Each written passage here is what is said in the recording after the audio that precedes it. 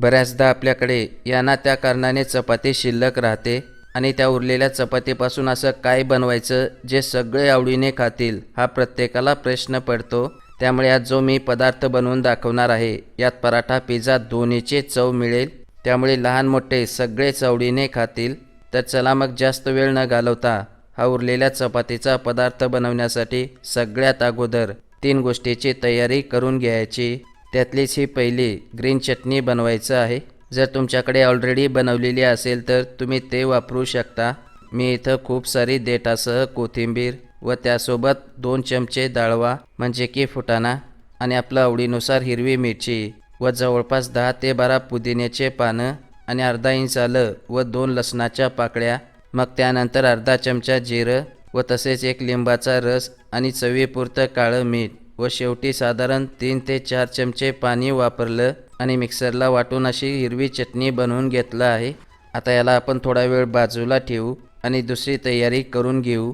तर त्यासाठी आपल्याला हवंय लांबट कापलेला एक मोठा कांदा. माझ्याकडे 4 उरलेल्या चपात्या आहेत त्यामुळे मी इथं 1 कांदा घेतलाय. तुम्हाला किती चपात्याचं बनवायचं आहे त्या हिशोबाने तुम्ही कांदा घ्या आणि त्यासोबत थोडीशी कोथिंबीर व अर्धा लहान चमचा गरम मसाला आणि अर्धा लहान चमचा लाल तिखट, अर्धा लहान चमचा चाट मसाला व चवीपुरतं मीठ टाकून मिसळून घ्यायचं आहे.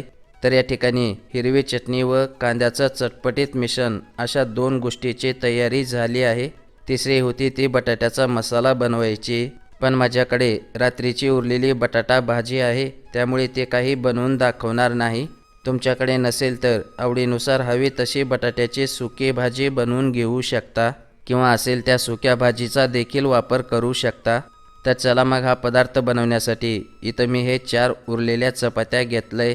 आता याच्यावर साधारण 1 ते 1.5 चमचा हिरवी चटणी टाकून पसरवून घेऊ म्हणजे की चपातीच्या पावभागावर पसरवून घ्यायचं आहे. मग त्यानंतर त्याच्यावर चटपटीत कांद्याचं थोडं मिश्रण ठेवूया आणि ठेवल्यानंतर त्याच्या पुढच्या पावभागावर साधारण 1.5 चमचा टोमॅटो कॅचअप लावून घ्यायचं आहे.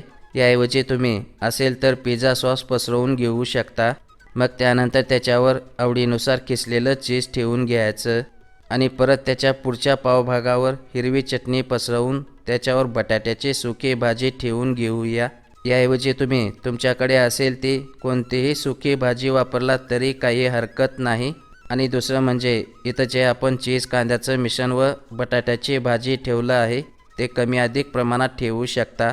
तर या ठिकाणी मी याच्या 2 भागावर चीज आणि तिसऱ्यावर बटाटा भाजी व चौथ्या भागावर कांद्याचं मिश्रण ठेवून थोडंसं ऑरिगॅनो शिंपडून घेतलं आहे. आता कैंचीच्या किंवा सुरीच्या मदतीने व्हिडिओत पाहताय अगदी तसं कापून घ्यायचं. मग त्यानंतर कांद्याचा भाग चीजच्या भागावर दुमडून त्याला परत बटाटा भाजीवर आणि शेवटी चीजच्या भागावर दुमडून व्यवस्थित सेट करायचं आहे. तर या ठिकाणी मी तुम्हाला एक बनवून दाखवलं आहे. याच पद्धतीने तुम्ही हवे तितके बनवू शकता आणि बनवल्यानंतर त्याला भाजून घ्यायचं आहे. तर त्यासाठी इथं मी बटर वापरतोय. तुम्ही तूप किंवा तेल आवडीनुसार हवं ते वापरा, पण बटरच वापरण्याचा प्रयत्न करा कारण की बटरमुळे याला चव चांगली येते. तर असं फिरवत फिरवत 1-2 वेळा आलटून पलटून दोन्ही बाजूने खरपूस रंग येईपर्यंत भाजून घ्यायचं. खरंच हा चवीला इतका जबरदस्त लागतो की तुम्ही एकदा बनवाल तर आवडीने 4 जास्तीच्या चपात्या बनवून नेहमी हा पदार्थ नक्की बनवत राहाल. तसं तुम्ही पाहू शकता की हे दोन्ही बाजूने मस्त भाजलंय. तर एका बाजूला पिझ्झा पराठा आणि दुसऱ्या बाजूला हा पदार्थ दोन्ही खाऊन पहा. पिझ्झा व पराठ्यापेक्षाही चवीला 1 नंबर हा लागतो. तर चला मग पुन्हा भेटूया एका नवीन रेसिपी सोबत.